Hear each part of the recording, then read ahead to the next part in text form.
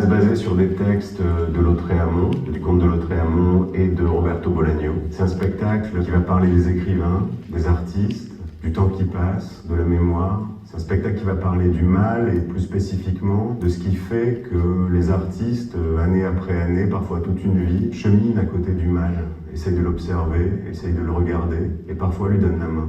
Leur présence est une fiction. C'est l'histoire d'une fratrie qui se réunit dans une petite maison autour d'une sœur qui se sait condamnée par une maladie et qui va mourir. On assiste donc à cette réunion familiale autour de cet événement qui est la fin de vie de cette femme. La pièce va s'intéresser à la polarisation aussi qui a suscité le débat sur la fin de vie, mais aussi à toutes les questions anthropologiques que ce moment soulève concernant le contrôle, le temps, la systémie familiale ou encore la langue et ses béances. Nesse terceiro e último capítulo da trilogia, que se chama Uma Luz Cordial, a ideia é se aproximar da escritura em si, do processo de escrever, que é um processo também bastante violento, que é um encontro com várias violências, né? O escritor, esse alter ego é atravessado por diferentes vozes, numa espécie de antologia de outras palavras de outros escritores, né? Nessa ideia de que a gente nunca escreve sozinho, mas a gente escreve acompanhado dessas outras palavras, dessas outras presenças.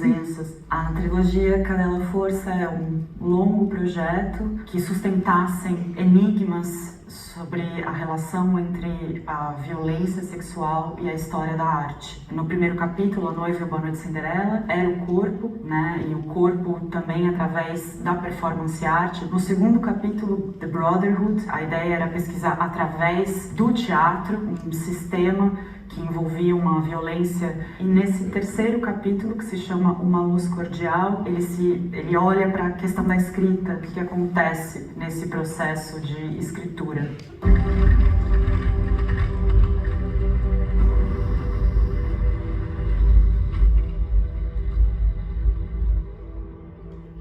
여기도 신체 밖에서 찾지 못하는 거거든요.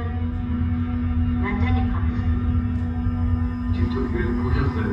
예, 그래서 우리 아들이 거기다 행사 때 갖다 놓고 또 그 짝두고 노는 집 갖다 놓고 나는 그 차로 따라가고 그 다음에 지겁스러 왔어. 거기 같이. Hi, my name is Jinyeob. I'm the director of MULJIL.